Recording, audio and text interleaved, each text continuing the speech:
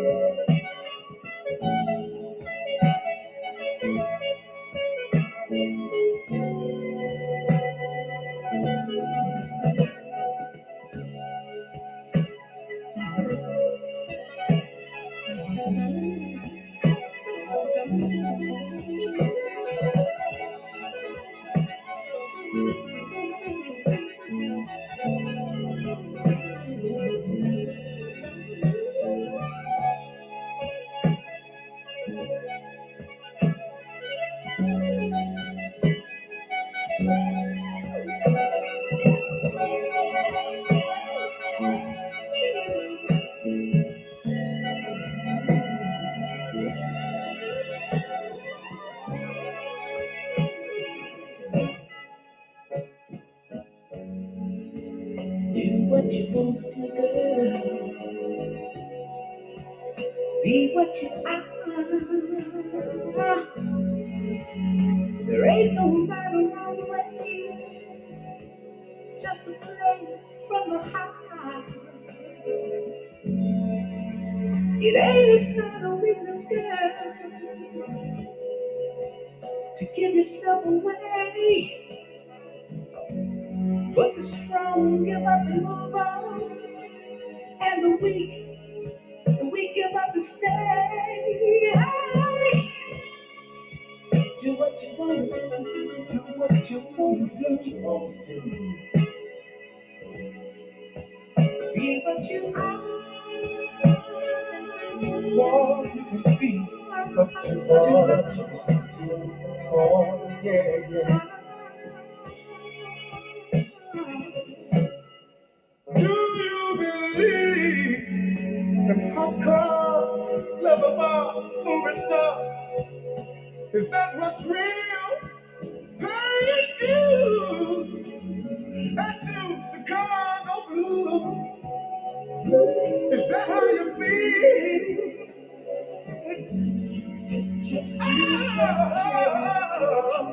You can change, but you can't conceal what's deep inside you. It's your game, it's your deal. Still get, still get. Do what you want to do. Do what you want to do. Be what you are. Oh, you can be what you want to be. Have to be what you are. Yeah. What you want to do. Do what you want to do. But be what you are. Be what you are.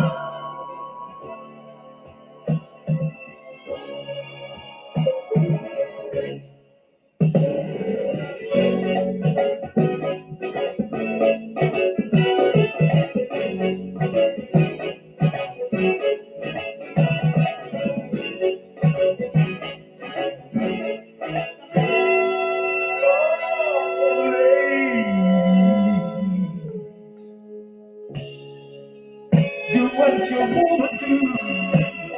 Do what you want to do. But be what you are. Oh, be what you are.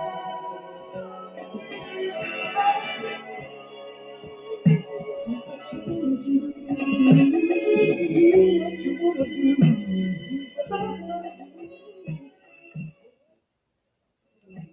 Hey. Good evening and welcome to Mosaic with TJ Randolph.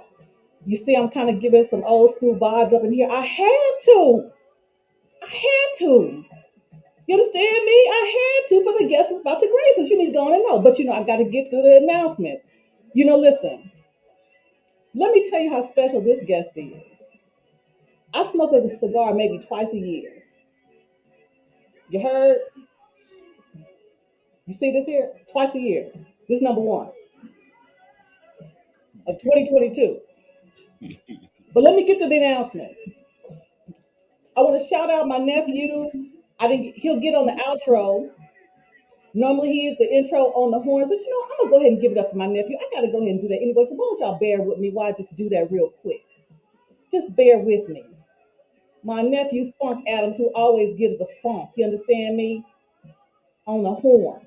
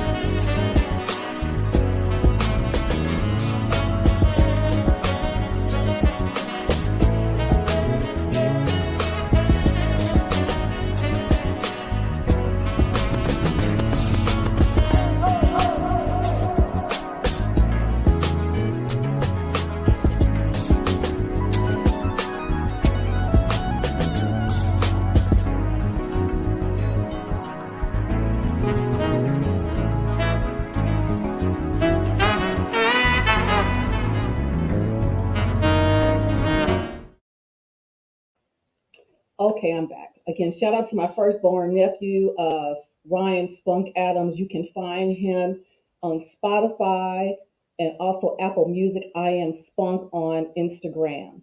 I thank Micki-Redd Creates for my intro, all my thumbnails, because that is not my bailiwick. I'm learning, but I'm a slow learner. Also, I got to give a shout out to my hardworking trucker man, my hubby who just went back on the road this morning, who and all the truckers that are on these driving these highways and byways, bringing us our much needed goods. You understand me? Okay, look, you see you see the brim hat, you see the stogie, and you see the cocktail. Listen, like I said, Vince, I don't smoke generally. I don't smoke at all, but I have a cigar twice a year. Normally through OU Texas weekend because I'm an OU Sooner, and I act real grown during that time. But this tonight was a special occasion. You understand me? So I had to bring the fun. We're gonna have a good time. And I just shout out to the Beano Nation up in here. I thank you for the support. This young man, y'all know who he is, but I'm really excited. I'm really grateful that he decided to grace me because again, I want to have some fun tonight. Okay, listen, without further ado, let's go ahead and bring him up. The one, the only, the infamous, the Angryman. How you doing, sir? What's going on? What's good with you? Ain't nothing to it the way you do I know that's right. I see the Louis V. I see it. Well, a little old lady got to do something every now and again to keep up with your youngins. You understand me? Now, could you hear the song that I was playing? Yeah, I could hear it. Do you know who the artists were? I actually don't. I was vibing with it, but I actually don't know who that is right there. Who is that? Those are the Dramatics. That's the Dramatics? Yes, old school, for That's what I'm real. talking about. That's what I'm talking about. But guess what? I learned something that I didn't even know today. Have you heard the two the group Hall and Oates? Yeah. I didn't know they wrote that song. Yeah. I didn't even know they wrote that song. Yeah. Yeah. Mind blown. Yeah, they got some funk. Like there's a lot of people learning nowadays about a lot of artists. There's artists back in the day that a lot of us thought were black artists and they were white. So it's like it's bugged out. But see, that's back, back then to get into the industry, you had to be talented, you know, unlike today. Unlike today. And that's one of the reasons why I played the song because a couple of nights ago you've been taking us back on these old school jams when you had Cooley High. I'm like, oh, see, he went there. Yeah. He went there. Yeah. So I didn't have a chance to really talk with you before, but I just want to let you know, cocktails and conversation is pretty like a vibe, like a sit back, chill vibe. It's interview, it's cute, but I want to keep it. I want to keep it relaxed. I want to keep it fun. And then get to know my guests like I'm getting to know you. So again, thank you for agreeing to come on to the platform. I'm gonna show you some things because I think I shared with you. You remind me of my dad. Oh, for real. Oh my God. And I'm hoping that he'll call in, but he said he just got work. My dad works, he's in California. He works with kids in placement. Okay. Okay. So he works with obviously at risk kids. And he's been doing this for about 30 plus years. And the reason that these kids vibe with my father, Mm-hmm. he don't just come with the theory and the textbook theory and blah blah blah blah. He he speaks in language they can understand. Mm-hmm. And they have the utmost respect for my father. And when I saw you a couple of times, I think you were on Ramil. That's why I always say grow them. Grow them is again enlighten them. That's a phrase that I got from one of my sisters. Grow them, teach them. Oh, real quick, let me go ahead and do this real quick. Angry Man, are you in the chat? Yeah, I'm in the chat. So I Hold can go ahead and give you these wrenches. on. This wrench. Well, Oh, because listen up, I love my mods, and here's the thing. Mods, we can have some discord, we can have respectful discord, but we will not, I say again, will not have disrespect. You know how we do it over here. And I think my number one mod, RM, who keeps it real up in this point, and she keeps, before I can even think about it, she already done it. You no, that's know, did you put something in the chat just now? Because I'm looking for, okay, I see you. Got you, yeah, got it's you. right. There you are. There you are. So tell me rather. I know how you got your name because I've been watching. I've, I've been watching. How long have you been in this YouTube thing, in this YouTube game? I first the first time I started, I had a channel in 2012 briefly, Mm-hmm. and that channel I was talking about, just things that I'm interested in, and movie reviews and things of that nature. But I had to shut that channel down because I went through a bunch of different changes. So then I came back later in 2015, and one of the first videos I did in 2015 was a Father's Day video because I started noticing that a lot of women were saying Happy Father's Day to each other. And I Mm, was like, what is that? So I did a video talking about it and talking about how, if Mother's Day is an important day, then Father's Day should be just as important. yeah. And the fathers out here, they sometimes said that I would hear people say Happy Father's Day to all the real fathers. And to me, that's a little that phrasing is problematic for me because you're only going to congratulate fathers who are actually fathers. So there's no need to put the little extra in there. So I did a whole, video about that. And I noticed a lot of guys started really identifying with what I was saying. So I started just talking about just random experiences that I went through and giving guys advice on relationships and how to get over a relationship and you know how a lot of guys need to seek therapy after relationships. I just talked about a lot of different topics and it just like guys just identified with me and I just kept going. Well, I want to thank you because here's the thing: I don't have sons, but I have nephews. Mhm. The nephew that was just on the horn, he has two sons himself, and I have a middle nephew. And even though I am not their mother, I'm very protective of my nephews Mhm. because I love being a woman, but I know how we can be. And again, my nephew, he'll tell you. I think I'm gonna have him on in a couple of weeks. I told him, I said, look, you're a musician, you play the saxophone, Mhm. fine. A saxophone is a sexy instrument. You need to watch yourself. Mhm. How do I know this? I used to be a groupie to a musician. Understand me? Don't play.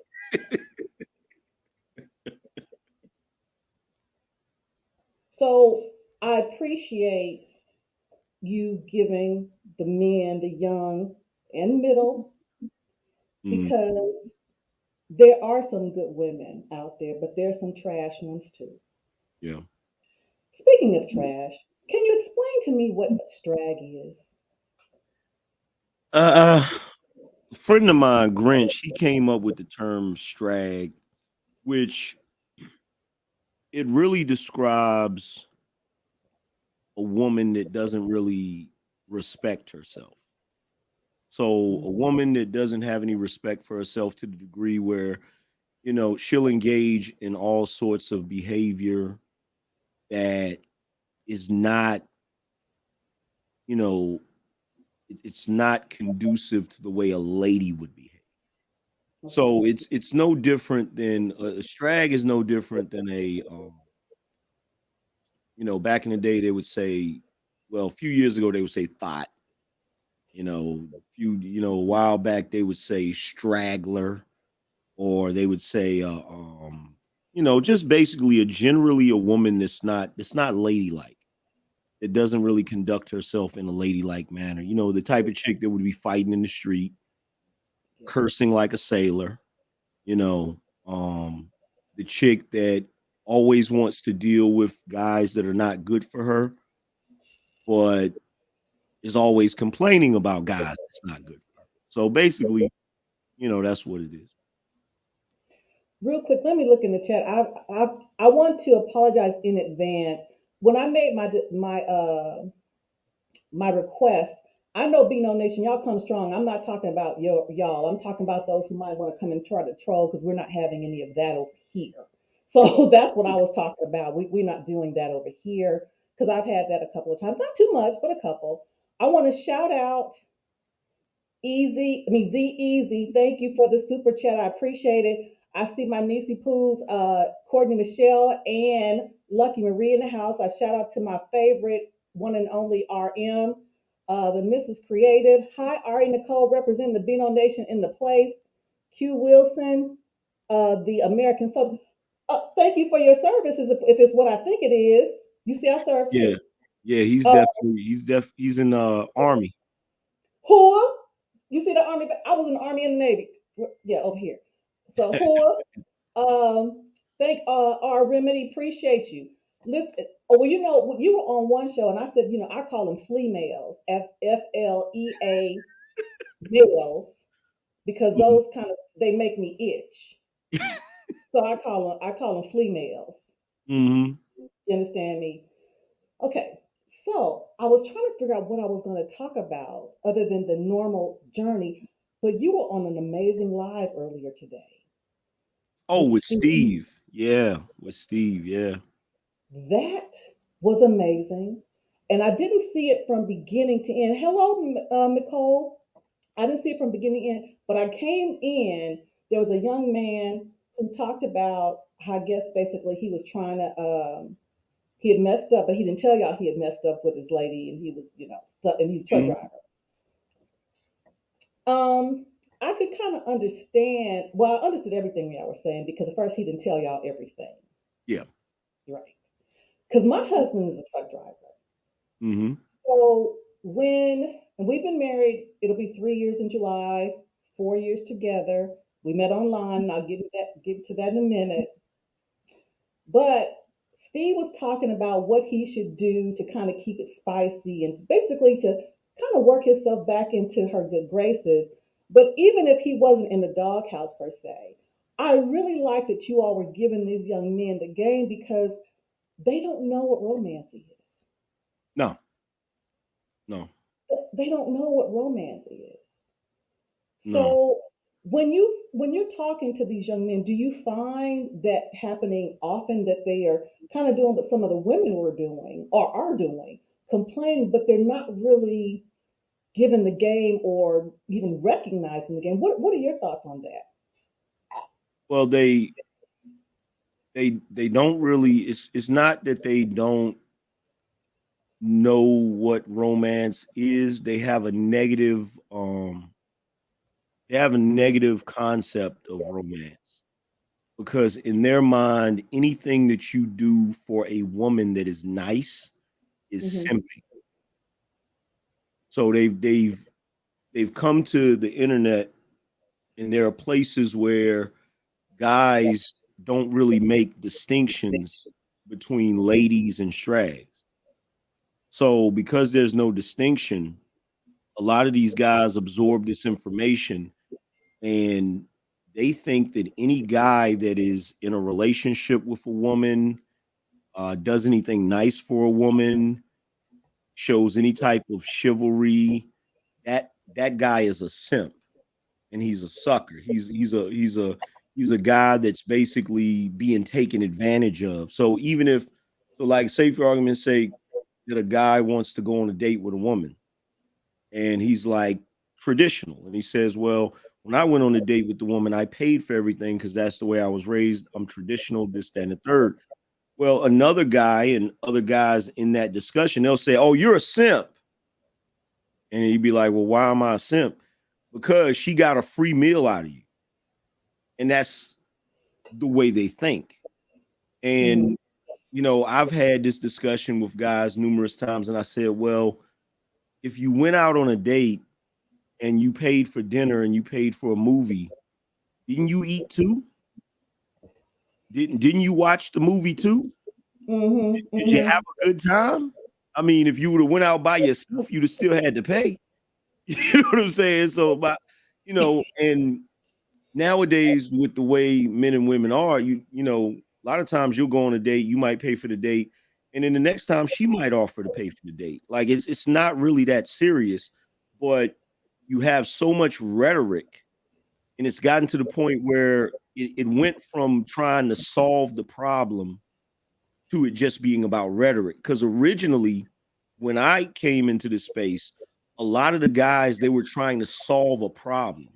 They wanted to figure out why women today were behaving a certain way because it was causing problems with them getting a mate and getting into a relationship. Hmm. And the solution or the end goal was to end up with a suitable woman that you could build a long-term relationship with. That's what I thought most of the guys' goals were. But now it's become just about rhetoric. It's become just about, oh, well, you can't be a simp, you can't be this, you can't be that. And they treat it like it's a religion. So today, when the guys were calling in, that's what you have to combat because the conversation never, you hear a lot of guys in these spaces talk about dating and mating, Hmm. which is going out with a woman and having sex with a woman. You never get to the conversation about relationships and the inner workings of relationships and how that's supposed to work because the conversation never goes there. It never gets past the dating and the mating part. And it really annoys me because I have a lot of guys in my chat room that these are married guys. These are guys that have been married for 20 some years. These are guys that are in long-term relationships. And it's like, I'm pretty sure there's stuff they want to talk about or stuff that they're concerned about when it comes to their relationships, but we never get to that conversation, because if you go into that conversation, then the guys that are single, they want to say, don't nobody want to hear about that. You shouldn't even be married in the first place. It always becomes a problem. So it's rare that we get to have conversations like we did today with me and Steve. But you know, You said, because again, I was really appreciative, because again, I put in the chat, I said, y'all giving free game, y'all trying to grow them, because it's some of the things that I've tried to share. One of the reasons that I started my channel, almost a year ago, is to help women learn from my many mistakes as it related to parenting as a single mother, dating, you know, because I met my husband at 51. mm-hmm, At 51, after making many of mistakes, choosing the wrong Negro or allowing the wrong Negro to choose me, mm-hmm, uh, thinking that, okay, why it's them, but some of it was me because I chose them. And I kept choosing the wrong type of dude until, again, like you said, therapy. My therapist said, well, Terry, have you considered the fact mm-hmm, that you keep choosing the same type of guy? So I had to do some serious work. But I'm mm-hmm, trying to help them because they want help. But many have said in this space, well, you in your 50s, what can you teach us? mm, Well, not all, but there have been some men and some women that said, oh, that was the way it was then. It's not like that now. mm-hmm, Well, I can understand part of that, but I also do a show with my daughter who is 27, who got married almost 5 years ago.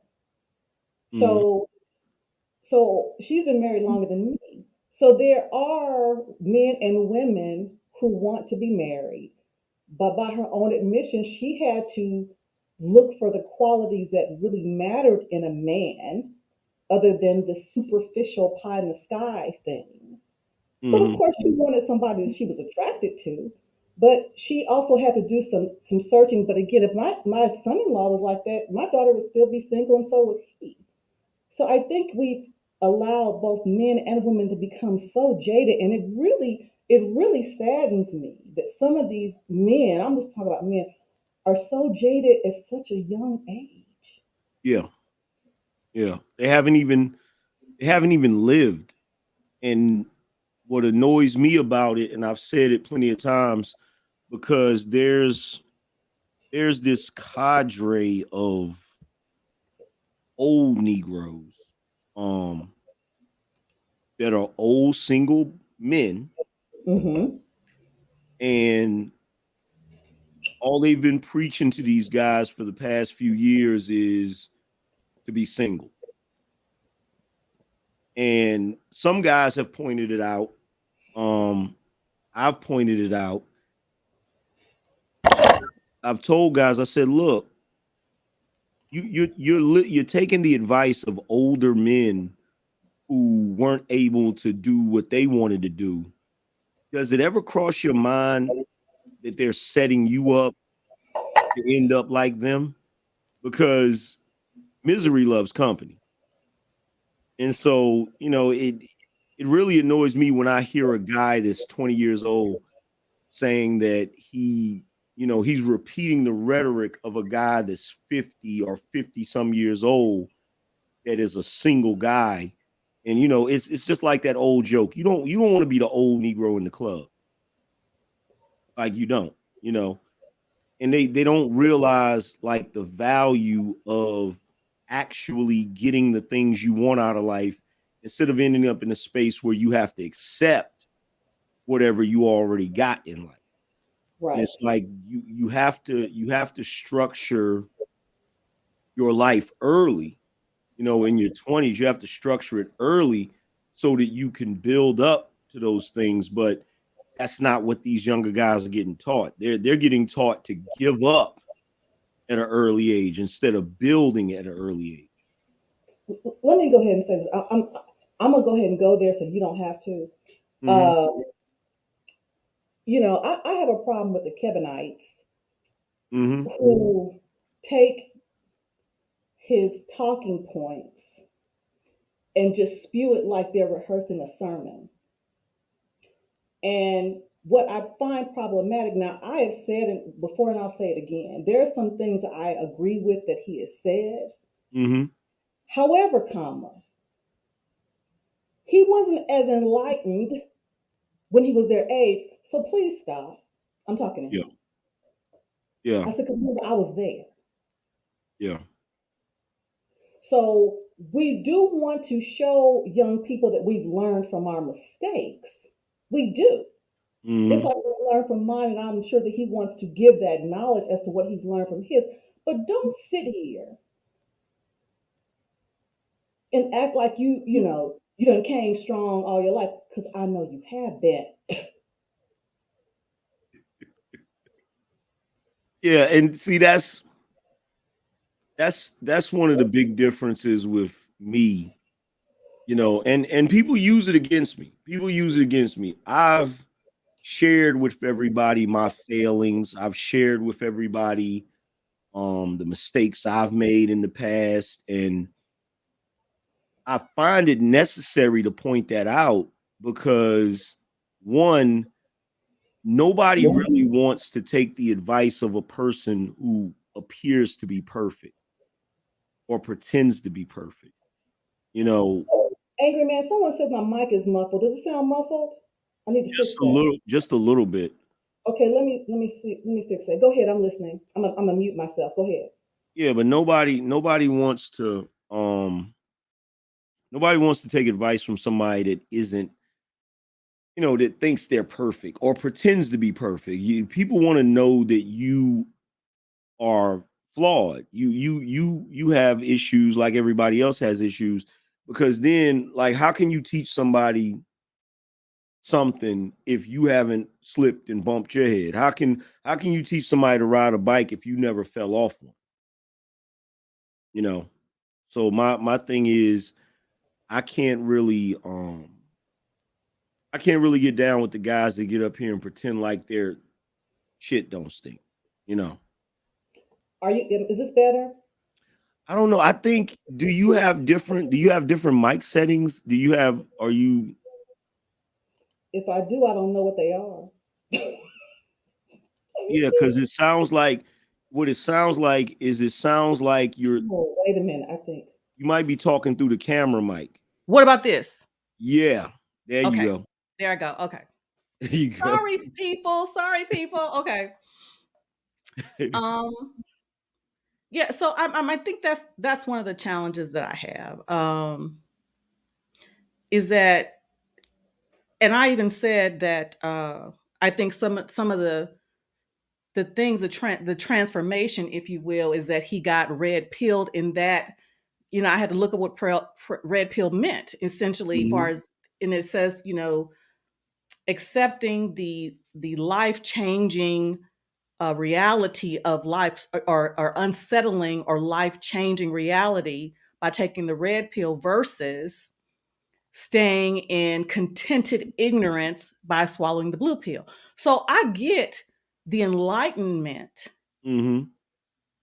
but just because I liken it to a person who has been sinning all their damn life. Then they become a Christian, and then they want to tell you like they ain't never done nothing wrong. Yeah. Yeah, holier than thou. That's what I Yeah. liken it to. That's exactly what it is. That's exactly what it is. But see, to me, individuals like that, you know, I don't buy it because I was there when that person wasn't talking about any of this. And most of what he's talking about now is stuff he's heard from everybody else.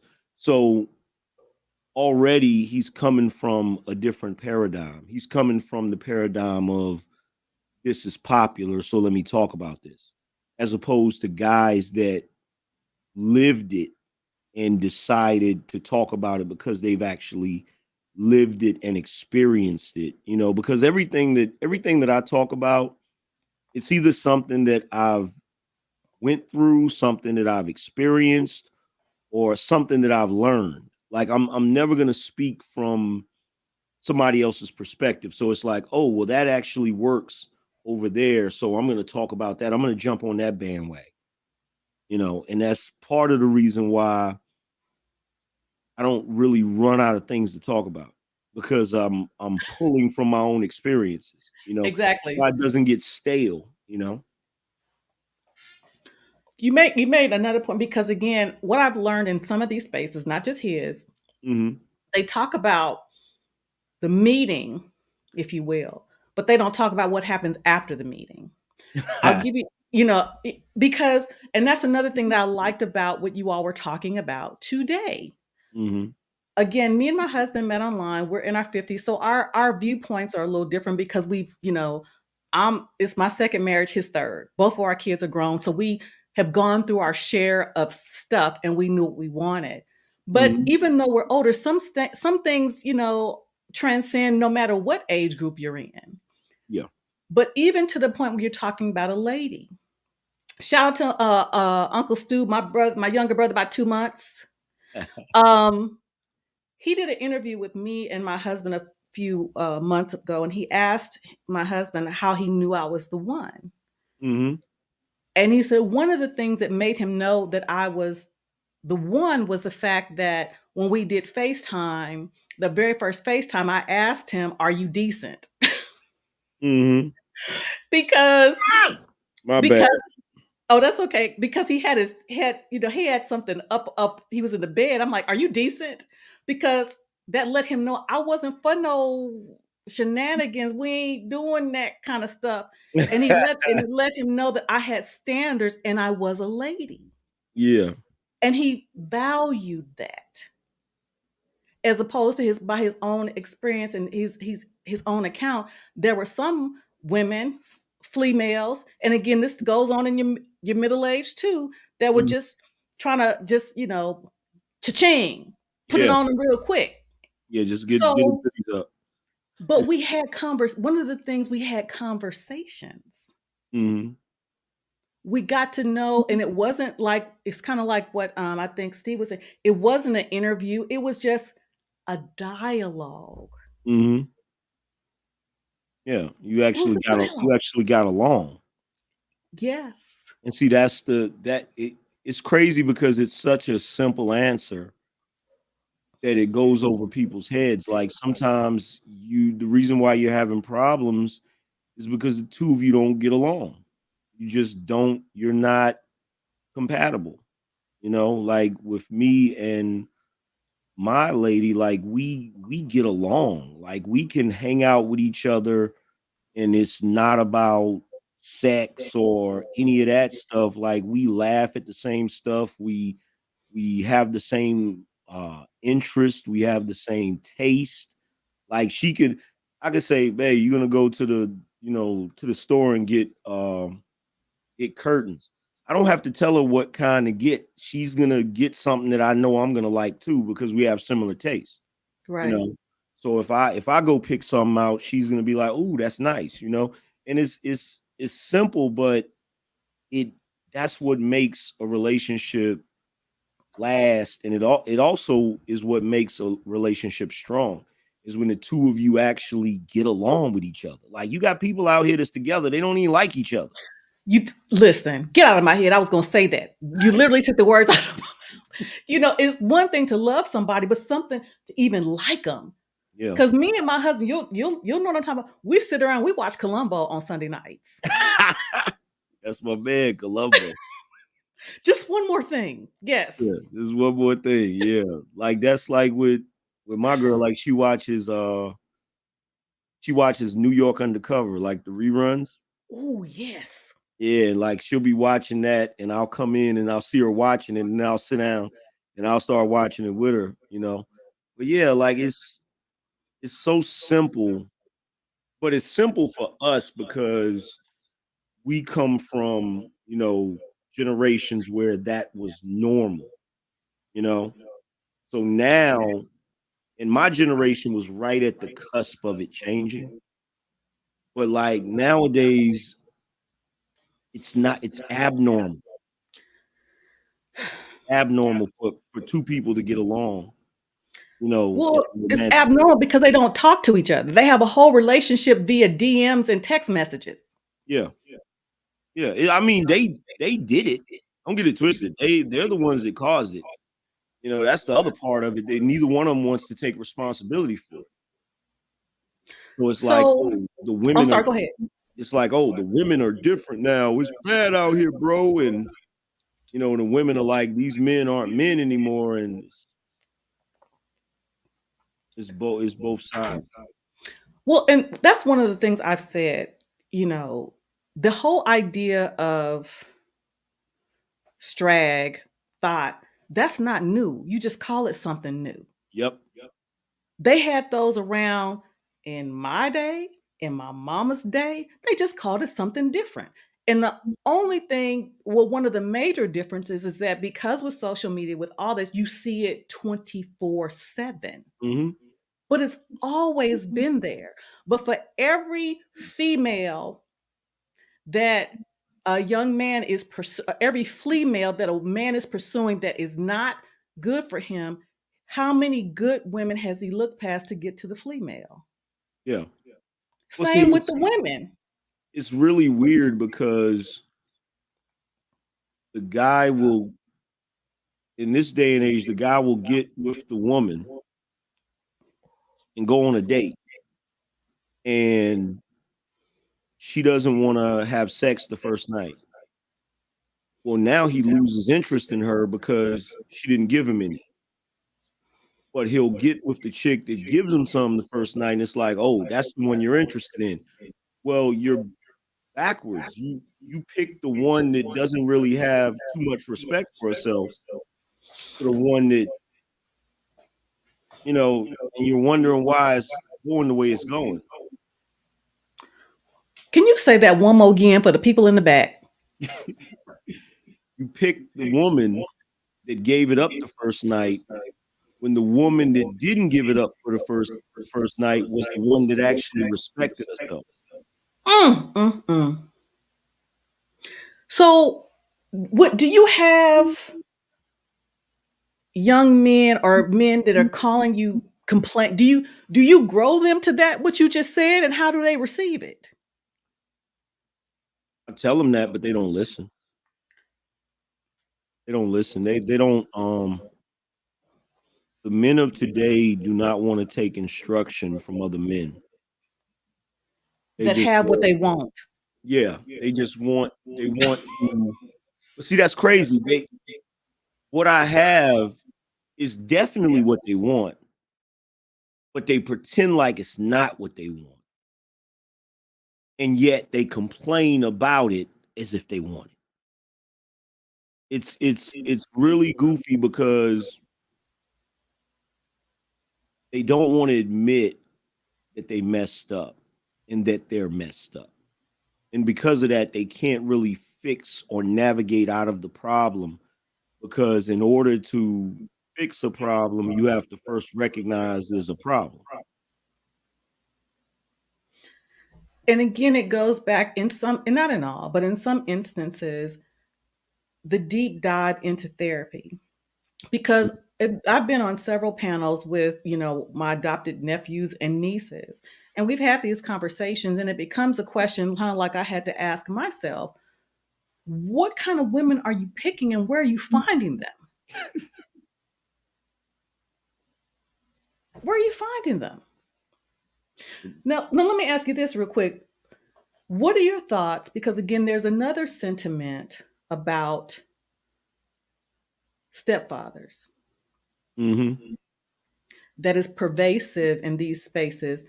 What, and I hear again back to the rhetoric and the talking about, I'm not raising nobody else's seed. What's in it for me? And what are your thoughts about that? The reason why they do that is because in their mind, they think that's how white men operate. And the other Hmm. thing that you have in this space that's really pervasive is you have men who have decided that white men and how white men operate is the standard for manhood.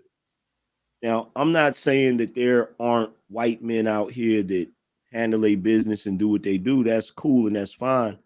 But it's this sort of thing where you have black guys that really don't like their own culture. And I get this flack a lot because I come from a street background. I use slang. I got the hip hop flavor, and they look down on that. They look down on that. They look to corporate white America for their cues, and they think that because I've heard them say no other group of men is going to raise somebody else's children. That's not totally accurate because if you're using white men as an example, white men created the welfare system, which is for the purpose of taking care of other. In fact, it's exactly for that purpose because back in the day, in places like New York, you had these roving gangs of children because they had been abandoned, and they kind of gathered up like these little gangs, and they would be running through the streets and stuff, stealing food, and this is how they come up with the whole juvenile delinquency thing. And they had to figure out a way to solve this. So they came up with the welfare system to make sure that kids wouldn't get abandoned because the parents wasn't taking care of them. You have a wife and the husband just bounces. And then the wife is like, I can't take care of all of these kids. And then she just bounced. And the kids are just running around. So you have programs like that. You have Boy Scouts. You have all of these different things because there's a large percentage of white women that are also single mothers. But the difference is they have these programs that they can put their sons in that actually provide those boys with male leadership and male structure. So, no, there's a lot of white men that are taking on and taking care of other people's children by proxy through these programs and stuff. And what's really unfortunate is when it comes to our culture and the extended family coming out of antebellum slavery into Jim Crow, that was one of the uh, that was one of the best qualities about us as a people was the fact that if somebody abandoned their children or somebody wasn't fit to take care of their children, somebody else would take them in and raise them. And now you have these black men that are looking down on that like that's not a part of the family structure. I remember that my uncle, one of my grandmother's brothers, like one of his daughters, you know, um, got addicted, on substance abuse and wasn't able to do what she had to do. Now, keep in mind, this uncle, he already raised his children. His children was already grown, but she had children, and what did he do? He took them in and raised them, because of the simple, like because of that, those children are now grown and doing well. They're not on substances. They're not, but what would have happened to him if he didn't do that?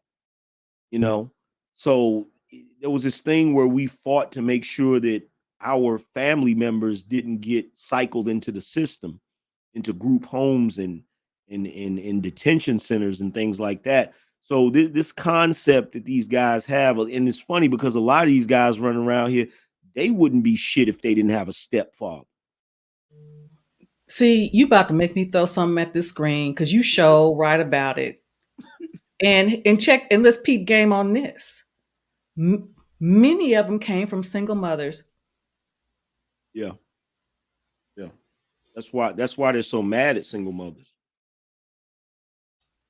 Because I have, I admit, I raised my daughter primarily as a single mother. Hmm. And I even in my challenges, I share the things I did wrong. Hmm. But one of the things I say I did right, because everybody who knows my story said, yeah, I was reckless, wasn't taking my birth control pills right, straight Hmm. up. Whoop, there she is. But once I had her, I didn't make that mistake again. Mm. So it's not about just becoming a baby mama. It's about what are you, once you've done that, what are you prepared to do to turn your life in a different direction? Because I think somebody did a show, I think it was Obsidian, did a show about Sierra, and somebody that called in to his show said that, yes, she became a single mother, but she decided that she didn't want that for her life. So what did she do? She did a self evaluation Mm-hmm. and got herself in a frame of mind to work toward what she wanted, a better life that Well, happened for herself and her son. well, the thing that trips me out in this space also is the false equivalency when people want to use celebrities for an example. Like if Sierra was a, let's say Sierra was still a single mother, I think she would be all right.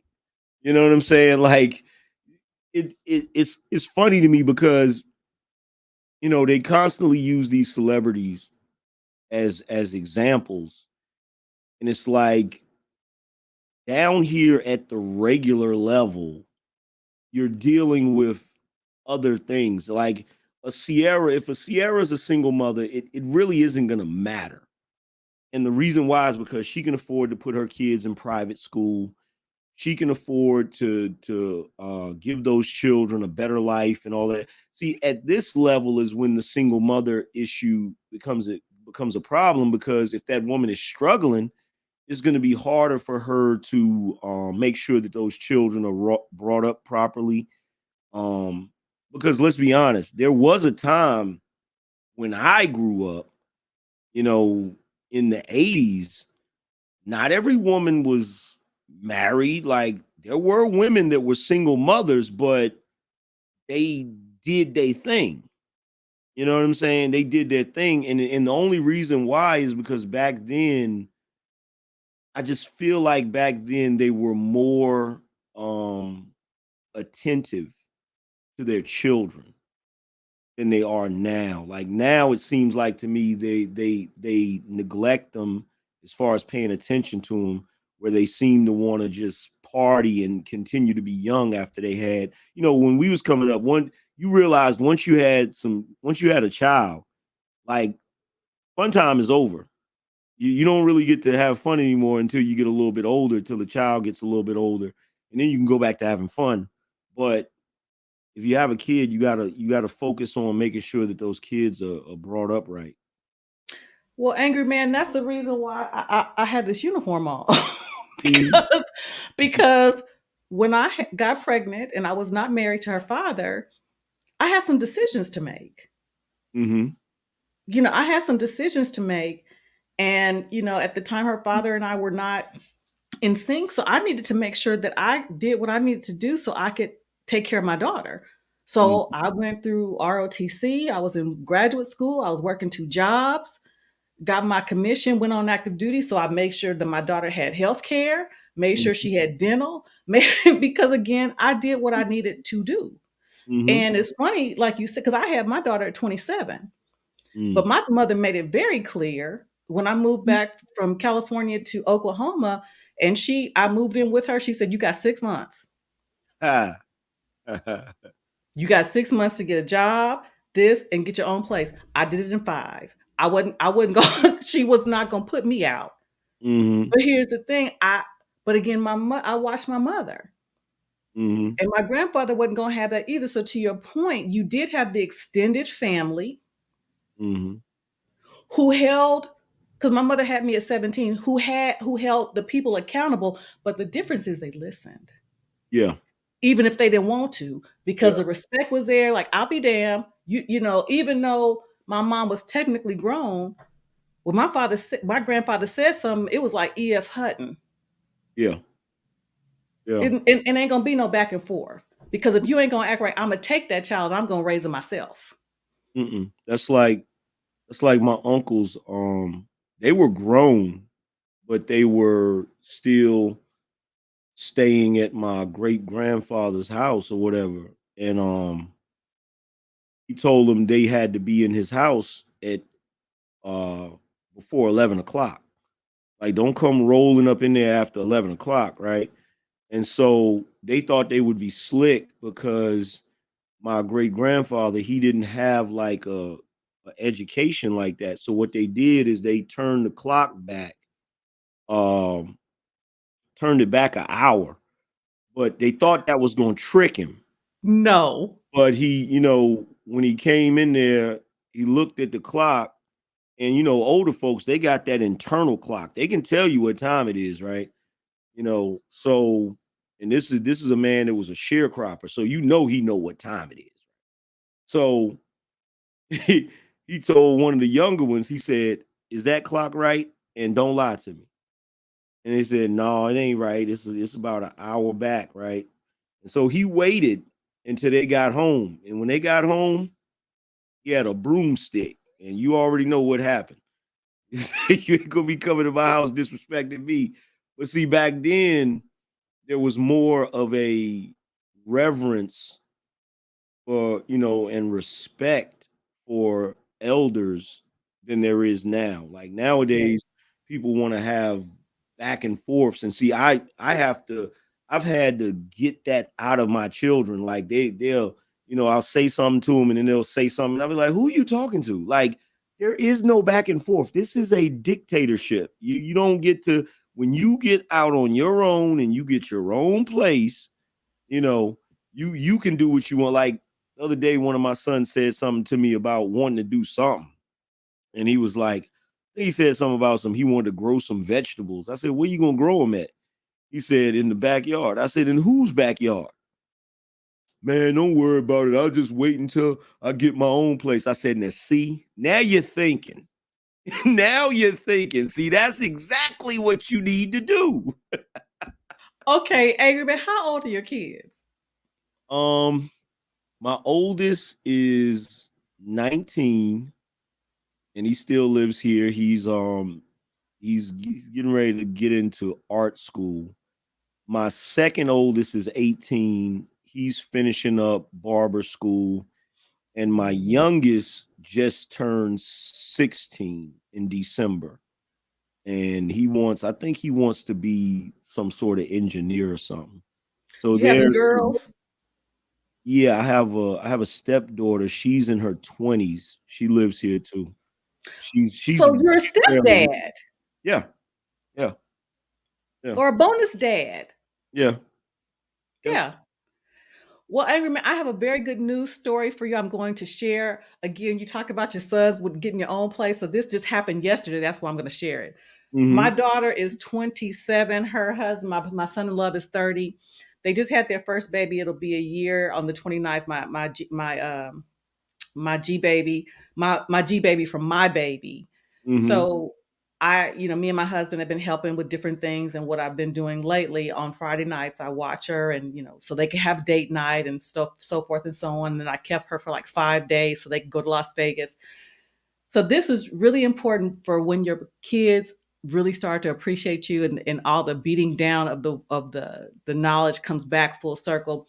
My daughter and her husband, they treated me and my husband to a dinner at a five-star restaurant on the 49th floor of this hotel in downtown Dallas last night, a mm, restaurant that we had never been to. It was mm, just me and my husband, and they paid for everything. And when we got ready to leave, they said, your daughter and son-in-law have paid for everything. Your meal is covered. mm. What? Yeah, that's a beautiful thing right there. But all the times I'm like, again, the entitlement, the back and forth, because girls have mouths. Yeah. Oh yeah. Girls Oh have yeah. mouths. Oh yeah. But to see it come full circle, because sometimes you think, okay, am I a damn ATM? Is that all I'm good for? You trying to regulate my house and all that kind of stuff? But it does come come Yeah. full circle. Yeah. Yeah. I'm definitely money dad. Definitely money dad. Hey dad, I need this. Hey dad, I need that. Dad, I feel like Al Bundy sitting on that couch just passing out money. I love Al Bundy. I love. Okay, I'm gonna show you something. We're gonna a little levity here. Remember, you did a couple of shows a couple of days or weeks ago or whatever, and you were talking because I think it was a whole hubbub about suits versus whatever, and Mhm. you showed the kind of the attire with the newsboy hat and the kind of Mhm. stuff. I'm gonna take you back. I'm gonna show you some stuff. I'm gonna show you some stuff. This is how they dressed back in the day. Let me share my screen. What do you think of this? Oh yeah. Yeah. The tall one in the back is my grandfather. Okay. Those are the Jones boys. Those are my grandfather and his brothers, the uncles. Yeah, them But guess double-breasted. what? Every day he wore his coveralls. Okay. Yeah. Yeah. Yeah. Yeah, because that's what, back in the day, that's what, when if you come from a working class family, the suits were meant for special occasions or when you were going out or something like that. But most of the time you got on them work clothes. Correct. There's a So, time and a place for everything. And and I think you even mentioned every young man should have at least one suit. mhm. Yep. At least one. Yep. You know what's funny? What's funny is I was telling guys that before they even got on this suit thing. I was telling them that. I was telling them how to freaking tie a tie and I love that. pointing out that a lot of guys don't really know how to do all of those things. But, you know. But peep gang, um, a suit because I don't know if you saw on I think it was on Netflix or one of them, The Tender Swindler. Yeah. Yeah, I haven't watched it, but I saw it. I saw the preview of it up That Buster had was dressed to the nines, swindling women out of every freaking thing they had. there. Mhm. So yeah, he was dressed. Yeah. But see, I did a show about that. And I said, yes, a suit is the uniform of a corporate executive. A suit is the uniform of a banker. A suit is a uniform of a professional. But a suit is also the uniform of a con man too. Mm, speak on it. So it's no different than if I were to come to your house dressed as a police officer or dressed as a cable repairman. You'd probably let me in the house. You know, and just because everything that glitters ain't gold, just because somebody walking around in a damn suit doesn't mean that they are about what they say they're about. And I've said this a million times. You have a lot of guys, they're using the suit to hide everything else. And then juxtapose this to this young man right here. I'm gonna share with you here. That's Mm. my dad. Mhm. That's my dad Word. going to work, working with the kids. Mr. James. Mhm. But them young men love my father. He reaches them Mhm. by his own admission. He hasn't, he can't save them all, but those I was just talking to him earlier today, and he talked about how one of the kids that came through his group home had been shot 7 times. Mm. 7 times. Mm. He's out on his own now, has his own apartment. But every holiday, my dad would take him over, bring him home for Thanksgiving and Christmas dinner because my father cared about these young men. Now Mhm. he's out on his own. No, everything is not roses, but he's doing a lot better. He's not in the system. And he still reaches back to my father to thank my father for pouring into his life. I imagine so. Wearing That's a wearing jeans, wearing shorts and a t-shirt and a ball cap.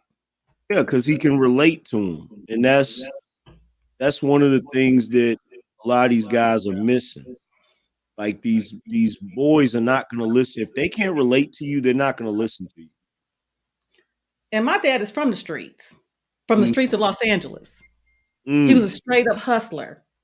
Yeah, that's why they listen to him. I'm gonna show you this right here. Angryman, look at this picture.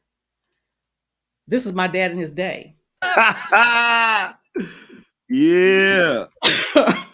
Yeah, look, I can tell by the way he got that hat sitting. I got a picture somewhere of my uncle. He got his hat sitting just like that too. 45-degree angle. Don't play. Don't even play. Yeah. Yes. Okay, listen, Q, he really was in real life. Back in the he was. Yeah. He was in the game back in the day, but he said that is his way of giving back because of like the mistakes he made and wants to help these kids, these young men do different. Mm-hmm. And they know that he's just not spouting, you know, theories. Yeah. And by his own admission, he'll say, you know, I made mistakes as a father. You know, he made mistakes as a father, and he'll also say, I grew up without having a father. Mm-hmm. The kids can relate to that. But then one last picture. Uncle Stu, if you're in there, you know what I'm about to show him. This is my pa and my husband. You see my dad still dressed. Yeah. And my husband, Mr. Randolph. Listen, one of the things y'all were talking about today that resonated with me was I think the young man was trying to give him the game about, you know, something for the the Easter hunt. Mm-hmm. My husband, when we were dating, and I want y'all to hear this, young people, if you're out there, after our first or second date, my husband wrote me a letter, a little love note. I still have it. Mm. My husband is a truck driver. He's on the road. Guess what we do? We send each other love songs. We send each other love songs. When Steve was talking about how he would when y'all would escort the lady to the car, whatever, you said you would pull up, you'd have old school music playing. Mm-hmm. Steve said how he would walk the lady to the car. Yesterday, as we were getting ready for dinner, and I was dressed up, I said, "How do I look?" He said, "I'll show you how I think you look. You need to understand. I know It's that's romance." yeah, I know that's right. Look,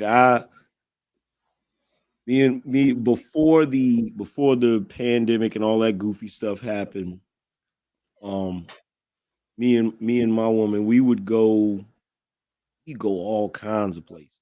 We go out to dinner on a Friday night or Tuesday. It don't matter, just cause.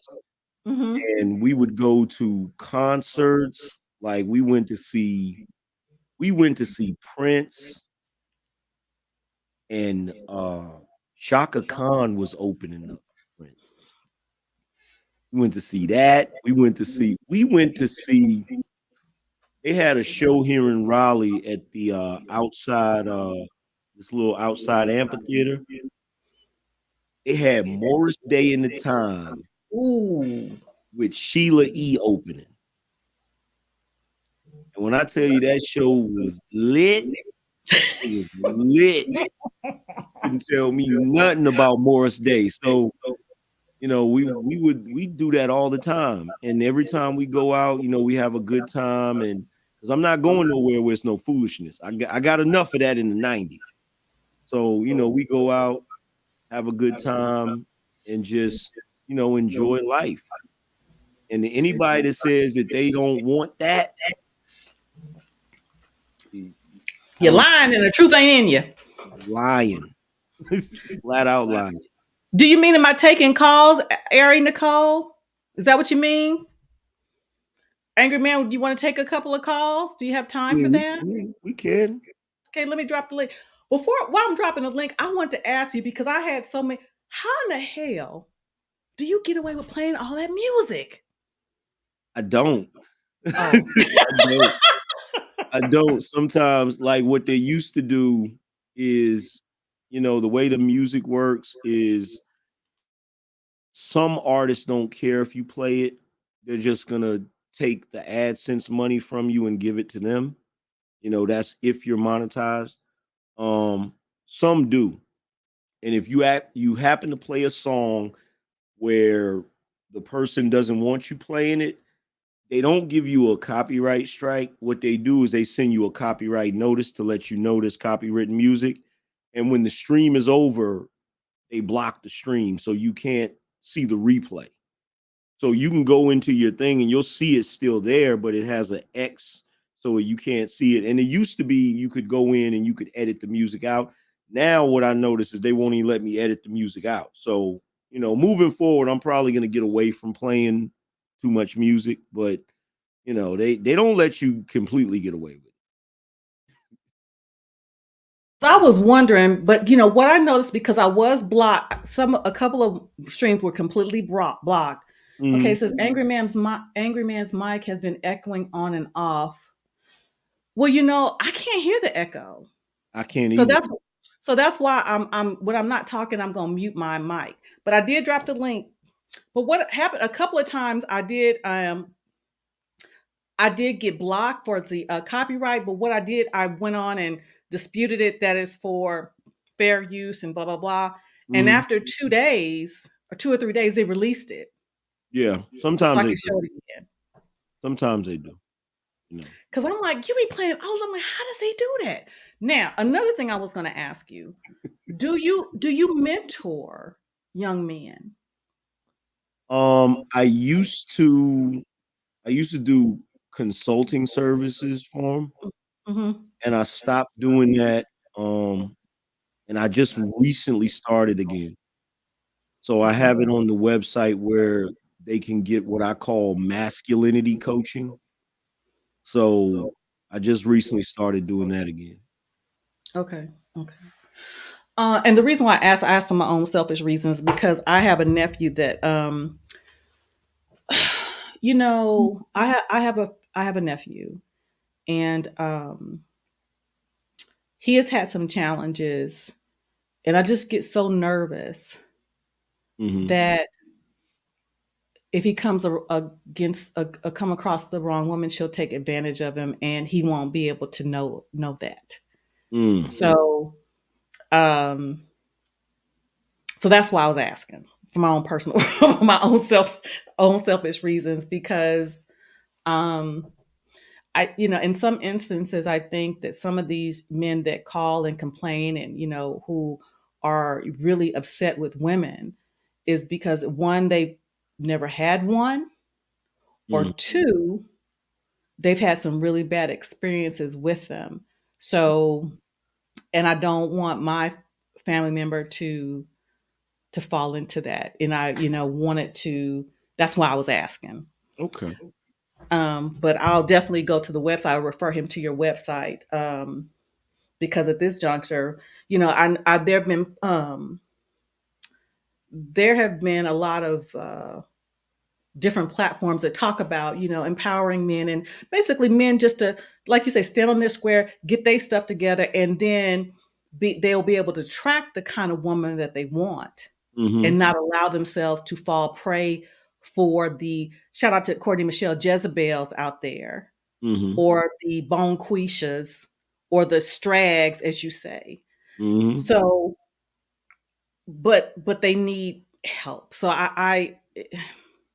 yeah, I'm kind of rambling. No, I you think it's the cinnamon fireball whiskey. good. I think that's what it is. So, and again, I don't want my nephews to fall prey to that, because yeah, I want them to be able to see it. And again, like I said, I love being a woman. I do. Mhm. But we can be some real bitches. I'm just saying. Hey, I feel the same way when it comes to guys. Like, I love being a man and being masculine, but we got a lot of crybabies running around here. We got a lot of men that just don't know. They just don't get it. They don't get what it means to be a man. Well, the lady who called into the show when you was on with Steve, she was growing folks real. Mhm. It was like, wow. Mhm. And they needed to hear that because they think that they hear Steve talking or they hear me talking, and Steve, he catches more flack than I do. But the reason I'm cool with Steve is because that's the type of men I grew up around. They Yes. didn't pull no punches and they didn't have Hmm. no patience. See, I have a lot more patience for these guys than Steve does, you know? And the reason why is because I kind of get where they're coming from. But Steve is like, no, I don't want to hear that shit. We gonna get straight to the nitty gritty. And I get that too. And I don't know if it has to do now. It's Steve is definitely between your age group and mine. Is it because that you all are older? You think? Yeah, yeah. Because one of the guys that called in, not the one who had the situation with his the truck driver, but the next one, it's like, and I'm in the background, I'm in the list. I'm like, shut up and listen to what the man is trying to tell. Yeah. Shut up. And they again back and forth. And here, Mr. Randolph, that's my husband. He has said that his position, because he was raised by his mom and dad. You know, he said that he thinks a lot of the emotion are maybe from men who were raised primarily by women. Yeah. Exactly what it is. Because you can't, in order to teach masculinity, you not only have to, a boy not only has to be taught, but he has to experience it. Like he has to see it. He has to see a man being a man. Mm-hmm. And a lot of these guys didn't get to see that. And here's the thing, Angry Man. And again, I had to grow. Like I said, I'm not trying to say that I've been there, because again, my mouth got me in a whole lot of trouble in relationships, because one of the things I will say is that we women, we think we know what men want. What we think is marketable, they don't care about. So Hmm. one of the things I had to learn, because with my husband, he's a truck driver, and when we met online, he saw my profile, but he didn't reach out to me. Hmm. So what happened was, I saw that he had saw me, and I went to look at his profile, and I reached out to him. So when I did, I asked him, he had told me he had put me in one of his favorites or whatever. I said, but how would I know that? Because you didn't reach out to me. He says, well, I didn't think that you would be interested in a blue collar truck driver. Well, Hmm. the reason why he thought that is because in my profile, what did I put?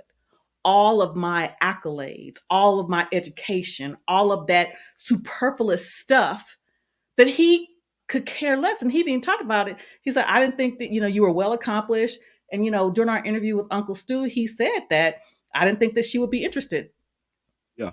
because we, just like some men lead with their wallets, women, we lead with all this stuff, as opposed to just saying, I'm a caring person, I'm a, this, that, and the other. But I'm talking about, I have this degree, I have this degree, I'm a, military officer, I'm all this kind of stuff. And no. There's a there was a I'm really into comics, right? Mm-hmm. There was one comic that I really liked, um, where it was a different reality where Superman fell in love with Wonder Woman instead of Lois Lane. And that comic didn't last. And at first I was wondering why it didn't last, but then I realized later it's because what's the point of Superman being with Wonder Woman? Wonder Woman doesn't really need him. Lois Lane needs him. So what a lot of women don't realize is when a man meets a woman, every man wants to feel like he's Superman to his woman. You feel me? So if he meets a woman and they start having a conversation and she starts running down, if he knows that I'm Superman, bullets bounce off my chest, I can fly, I can leap tall buildings in a single bound. But before he even gets a chance to say that, she says, I'm Wonder Woman. I can deflect bullets, I can do this and I can do that. And he's like, shit, you don't need me. You know what I'm saying? And there's nothing a man there's nothing that will hurt a man more than anything than his woman not needing it. Mm, You feel me? I So, do. And here's the thing. I do, but years ago I didn't. So mm, I talked myself out of many relationships or even the relationships. But check this out. I did an interview with my daughter because, like I said, me and my daughter do a show. And I asked her, I said, what did I show you when I was dating? mm-hmm, And this was, I didn't know what she was going to say. She said, well, Mom, you showed me how you dominated in relationships. mm. And you didn't even know you was teaching her that. No, no, mm, no. And I said, what? She said, yeah, because, you were always in charge. I don't know if it's your military stuff, but, you just showed me how you dominated. mm, But check this out. I didn't even know that's what I was doing. yeah. So I thought I was, being a strong woman for my man. But what I had to learn, strength is different when you're in a relationship. The strength is to lift him up, to continue to encourage him to be the soft voice of reason, not to take over stuff. The strength comes in your belief in him. Yes. You know what I'm saying? Your belief in his ability to do the things that, because men, like, guys need that. Like, Yes. guys need that. Like, the reason why, the reason, going back to Superman, the reason why he always saves Lois is because he's always listening for her. You feel what I'm saying? He's always listening to see if she needs his help. And Mm-hmm. so as soon as she calls out for him, it's like, he's right there because he knows she needs him. You know what I'm saying? And that's, you know, and it's even the same thing with some guys are like Superman, they use their strength or whatever their abilities. Some guys are like Bruce Wayne, Batman. Mm-hmm. They use their money, Yes. but it's that wanting to be needed. So in fact, I told a woman this one time I was on one of my shows. I said, how would you feel if you went on a date with a guy and the very first date, before you could say anything, he says, well, I just want to let you know right now, I don't need you to cook and clean for me because I cook and clean for myself and I do all my own laundry and, I make sure that my house is situated. Oh, yeah. And if I ever decide to have a child, I have a woman that's ready to be a surrogate. So I won't even need you for that. The woman is going to look at him like, what the hell is wrong with you? Like, I didn't even ask for all of that. Like, but when guys meet women and women don't realize this, the first thing that they say is, I'm strong, I'm independent, I make my own money, I have a good paying job, and by the time you've ran all of that down, you basically translated to that man, I don't need you. And he's just sitting there like, alienated. Like, what do I say to this woman? Because she basically said she don't need me for nothing, as opposed to living in, and you gotta think a lot of the guys that's my age and older, we grew up watching heroes save women. Yes. You know what I'm saying? We grew up Yes. watching women, being damsels in distress or whatever. Most of our Gunsmoke. videos, yeah, most of our video games is a hero saving a princess. You know what I'm saying? So, it's like a culture shock for the guys to realize, well, damn, the women don't even need us. And it's even worse when you're a black man.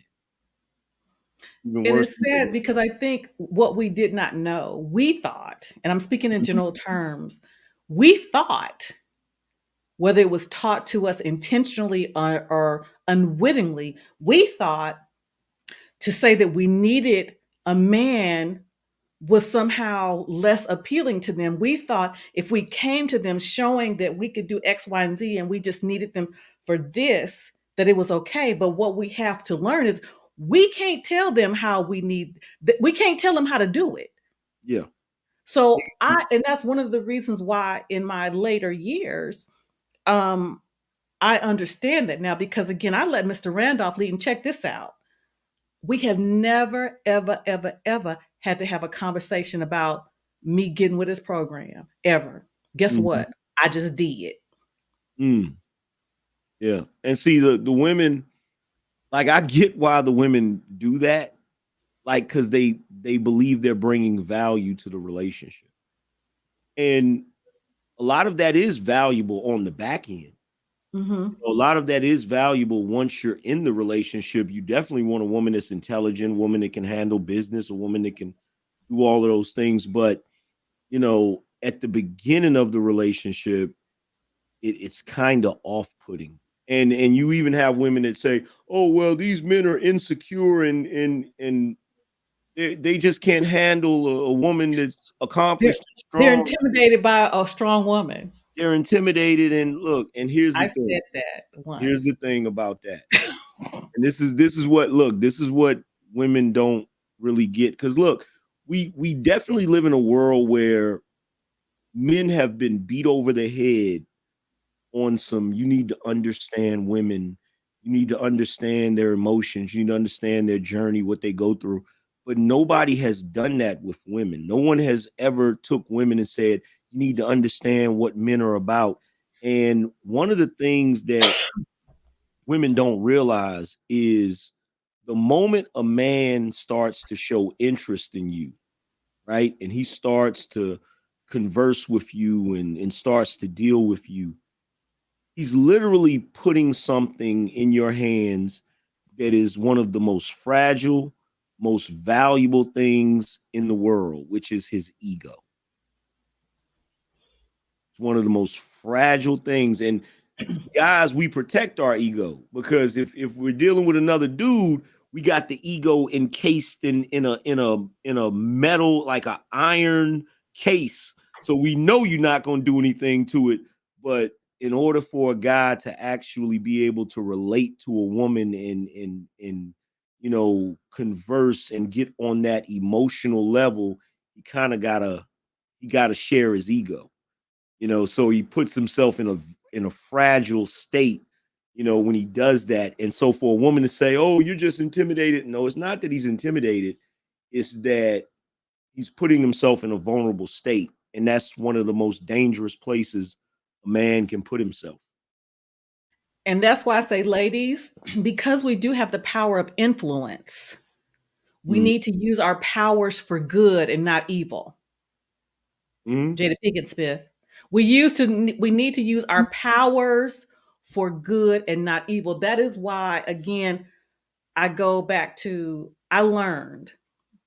And I hope that you all don't have to go through what I went through to ultimately try to do it right by 50, because I knew and I know that I am very blessed and fortunate that I was able to find love again at 51. I know that that is not the norm. I know this. So I share some things with you so you hopefully you don't trick off many of your years doing some stupid stuff, because I used to say the same thing. Oh, you're just intimidated. No, he wasn't. But just like Angryman said, a man wants to be needed. And guess what? Mr. Randolph is my Superman. I'm like, there's that chest I like. Look, I saw a post on social media where a young girl put getting married between 25 to 27 is like leaving a party at 8 p.m., right? And I put in the comment section, I said, yeah. And waiting too long to get married is like staying at the party until it gets raided by the cops and then sitting in a jail cell thinking about how smart your friends were that they left early. Like, That's what you call a grow you real moment. That's what you a grow you real moment. For mhm. real. For real. And I tell you, you know, wow, I get emotional. But absolutely. I'm grateful, and I'm saying to you ladies particularly, don't trick off Yeah. good years and good men being full of yourself, because here's another thing I've talked about. Me and my husband will be together. We'll be married 3 years on my birthday in May, and would have been together 4 years in July. So from the time we met to the time we got married, we had known each other for 10 months. Mm-hmm.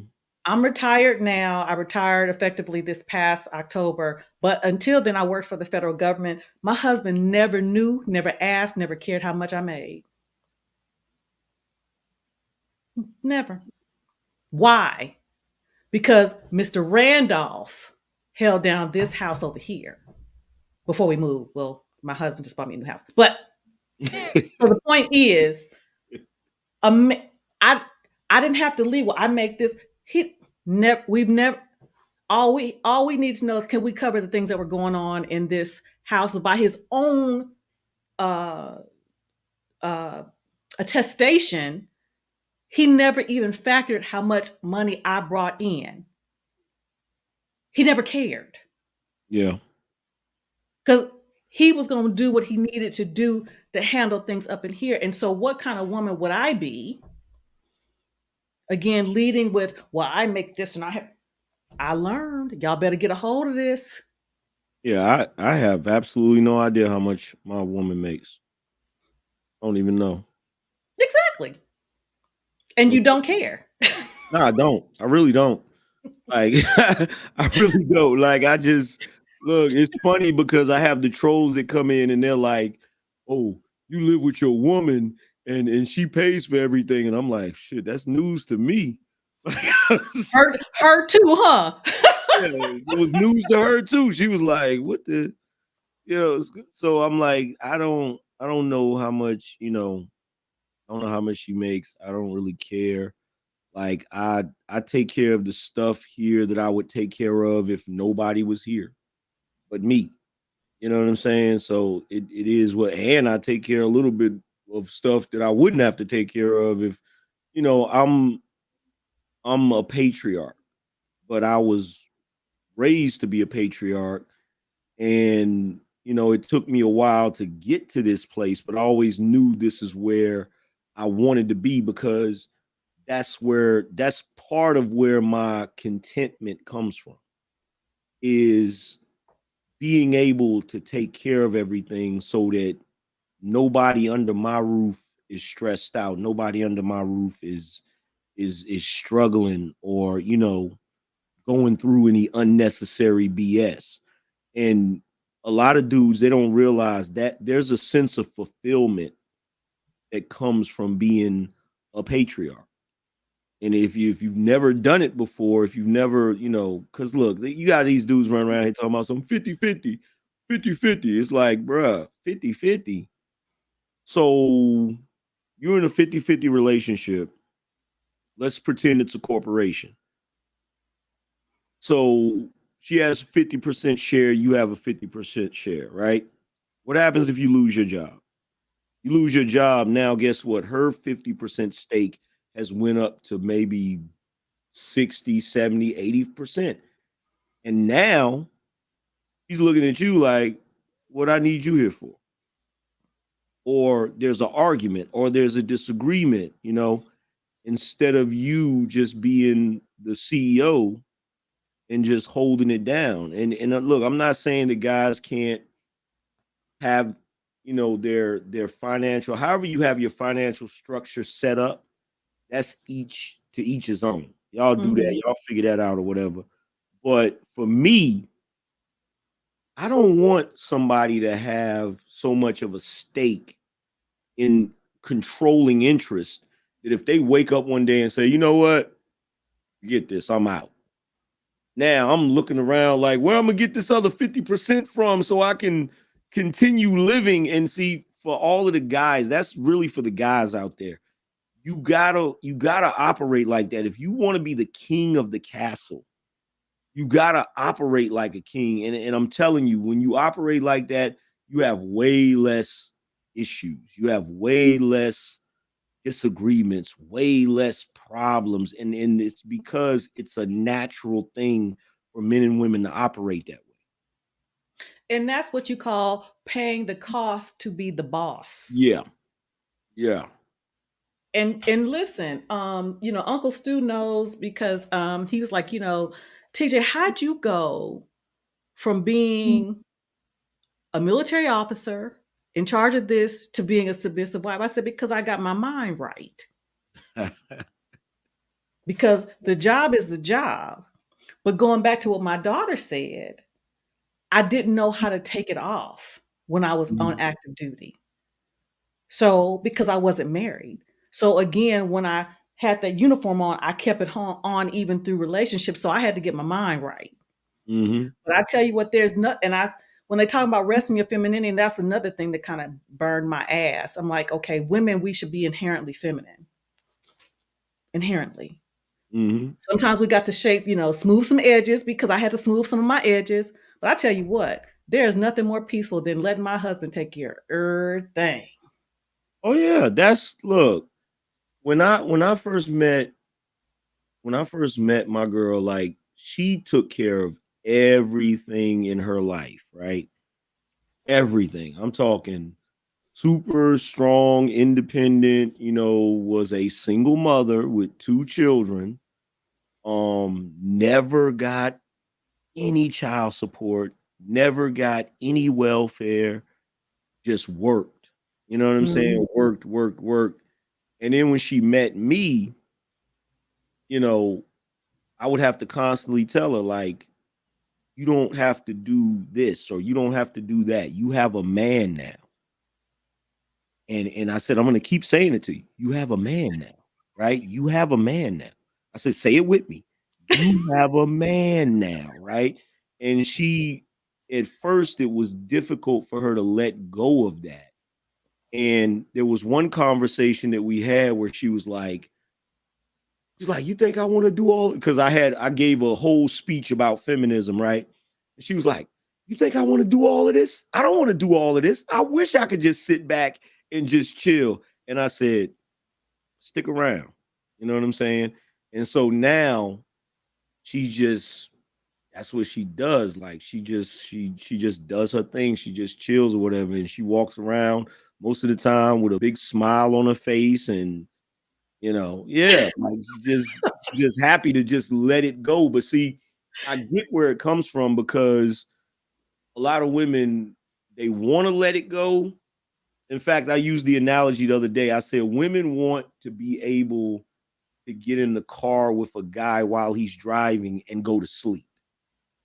They don't Yes. want to be sitting there, not, you know how it is when you get in the car with somebody that just learned how to drive and You you're hold it tired. on.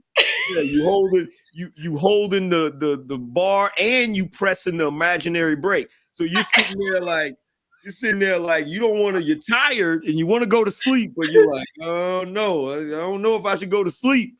Mess around Right. and wake up in heaven. You know what I'm saying? So that's really what it is. Like they want to be able to get in the car and let go and be comfortable knowing that he gonna handle it. That's really what it is. But some of them, they're like, I don't know about this dude. He look a little iffy.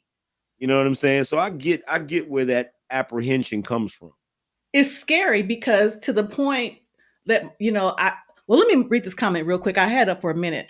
Ari Nicole says, I get looked over because I'm a conservative. Go figure.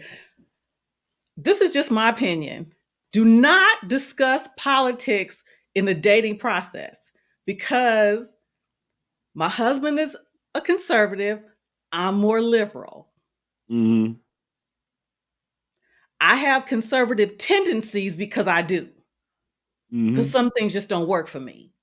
But I'm more liberal than he is. But guess what? We made an agreement that what's going on outside of our house is not going to go on.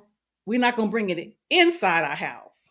Oh yeah, So, that's like that episode of The Sopranos when Meadow came downstairs. She said something crazy.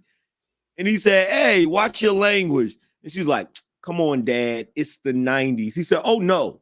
He said, outside is the 90s. In here, it's 1950. correct. Yes. So, yeah, So, do all that outside. But in yeah. here, is different. And we've had some discussions. Say, listen, there's certain things that we're just not going to discuss. And Mhm. guess what? We're still together.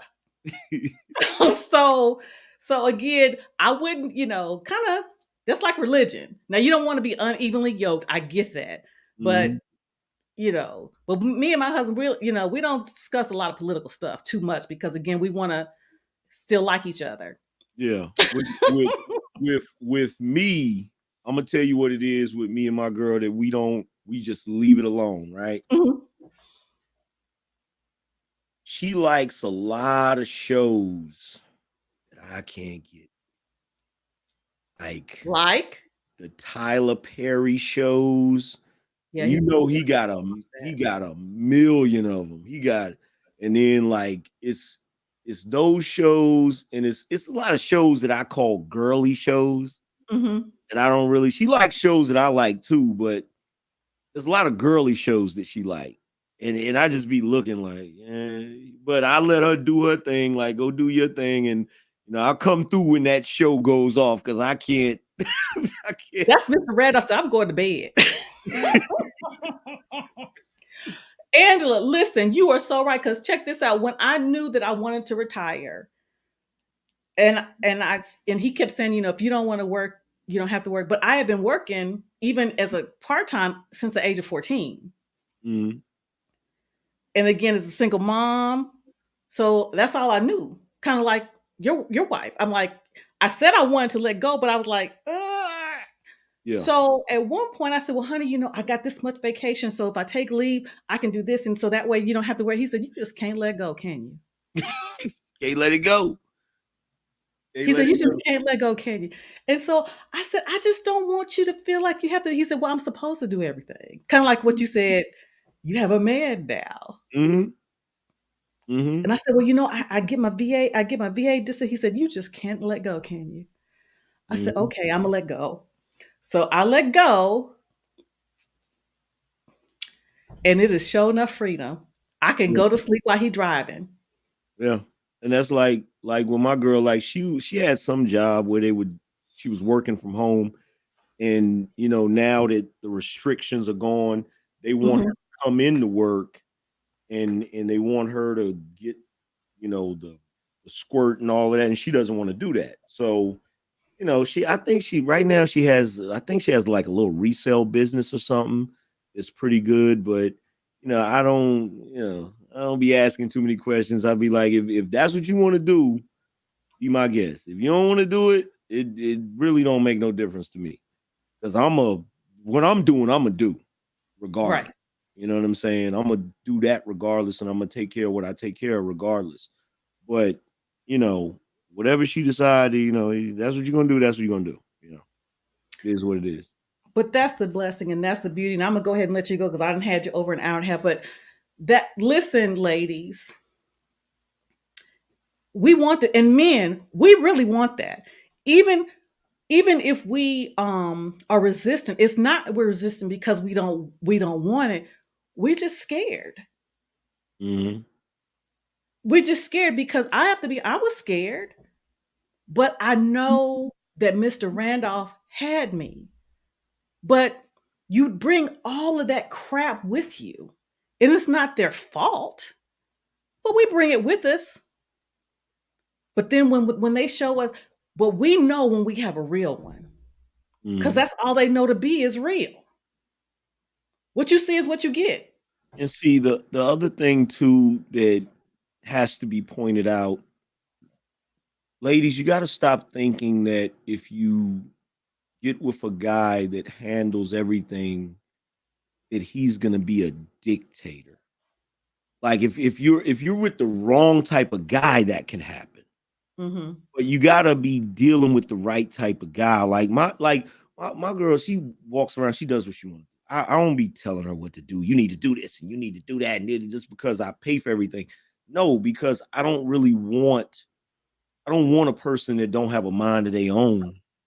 Say And, that and again for the people in the back. yeah, like I don't want a person that does not have a mind of their own. Like I want a person who's an independent thinker who, can, because if you're not, you can't really you can't really do anything. A king that has a queen that's just a, a doormat, someone that just agrees with everything, that's not beneficial to his kingdom. You know, he has to have a queen that actually can advise him. And the only way she can advise him is if she's intelligent. You know what I'm saying?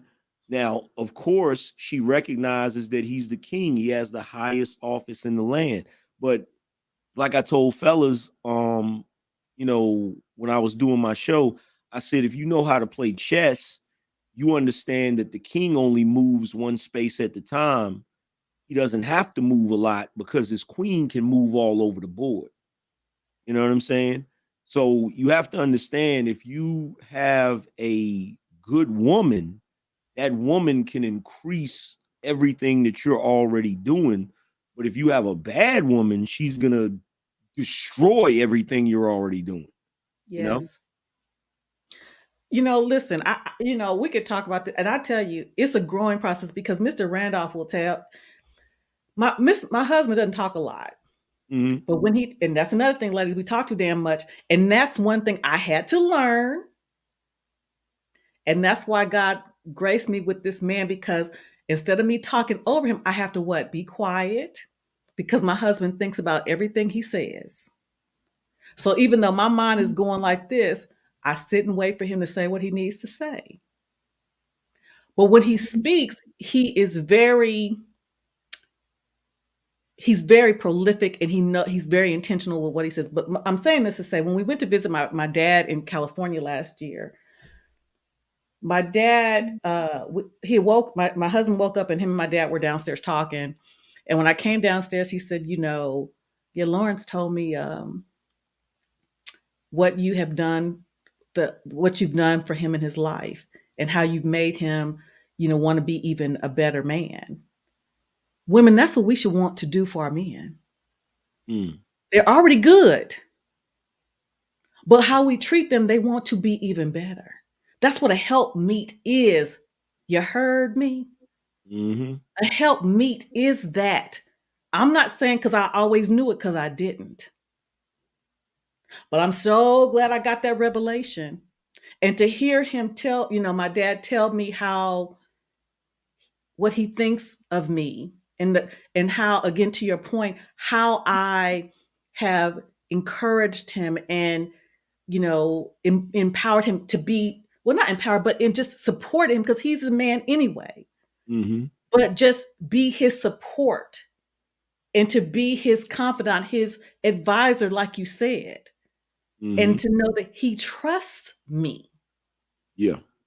And he knows, not only does he have me, but he knows I have him. I have him. Yeah. That's what that right there is the foundation that family and legacy is built on. And that's what's missing today. That's why the quote unquote black community is so splintered, because that foundation is rare now. It doesn't really exist like that. And that's one of the things that has to be addressed. It can't continue to be ignored. It has to be addressed. In any relationship, and I'm gonna let you have the last word, but any relationship, because you were talking about long-term relationships, any relationship you're in, man and woman, it is not about you, it's about the other person. And each time that you are feeding each other, both parties get what they want, because you're constantly thinking about the other person. What can I do for the other person to make their life better, to make, listen, this past week I have my G baby on Friday nights, like I said, so my daughter and son-in-law could have a date. So I knew Mr. Randolph was coming home Saturday around 1:00. And I said, okay, I want to make sure that I have something cooked for him when he gets home. So I haven't had a little baby in my midst in 20 something years. So trying to manage that, I was able to get her fed and all this and down, and have time to cook lunch for the time Mr. Randolph came home. That is what you do. He said, I said, are you hungry, babe? So when he walks into, are you hungry, babe? Yeah, I got you. Because I anticipate what my man needs, Mm-hmm. just like the man anticipates what his woman needs. Because why? We're thinking about each other. Yeah. I'll let you have the last words, angry man. Yeah. And the one thing I'll say before we go is, ladies, whenever you're having a conversation with your man and you're talking a lot, right? You think we're trying to stop you from talking because we don't want to hear you or that we want to silence your voice. This is what you don't get about men. A lot of times we're thinking about what we're getting ready to say.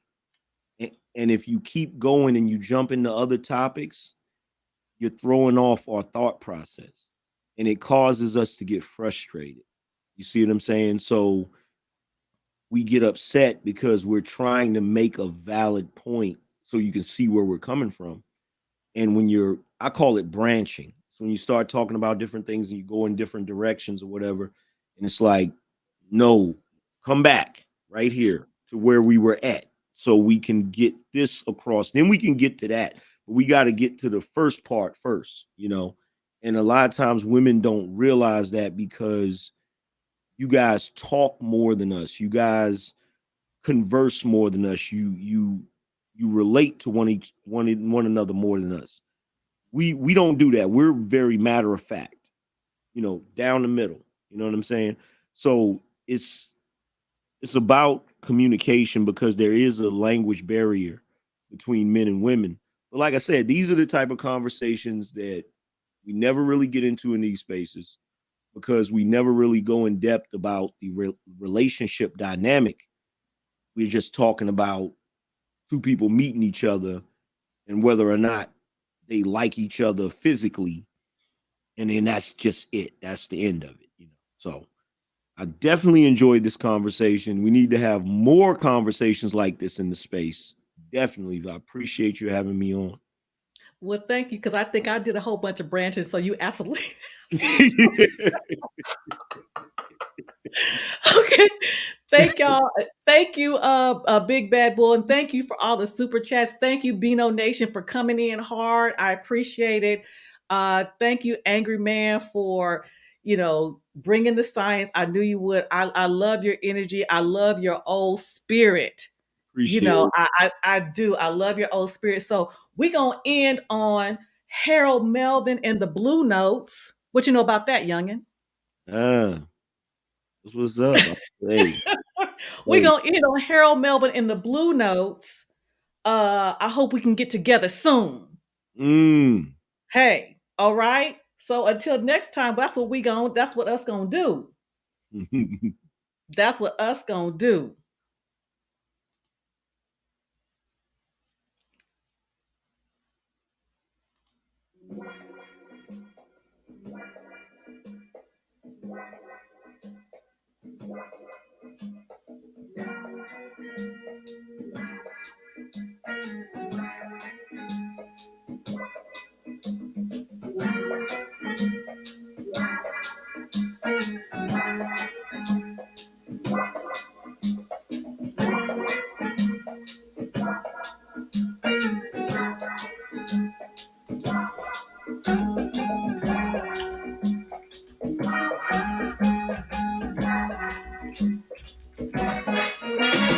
We're not away from you, boy.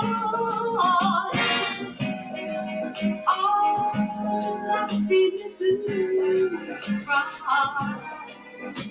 And then when I see you, boy,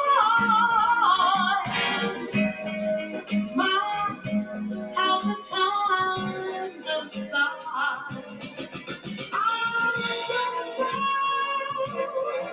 if you love me the way I love my baby. I hope that we can be together soon. I hope that we can be together soon.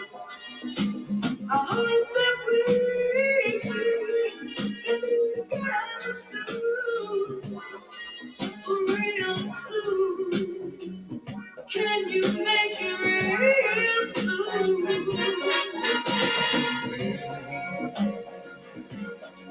Think about you, girl.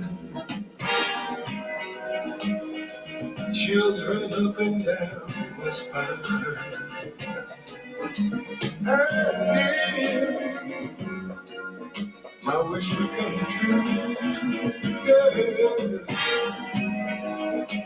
I'll be with you all the time. Oh,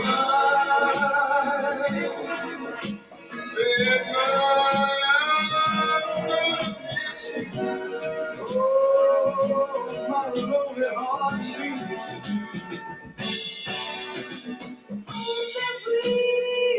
baby, tomorrow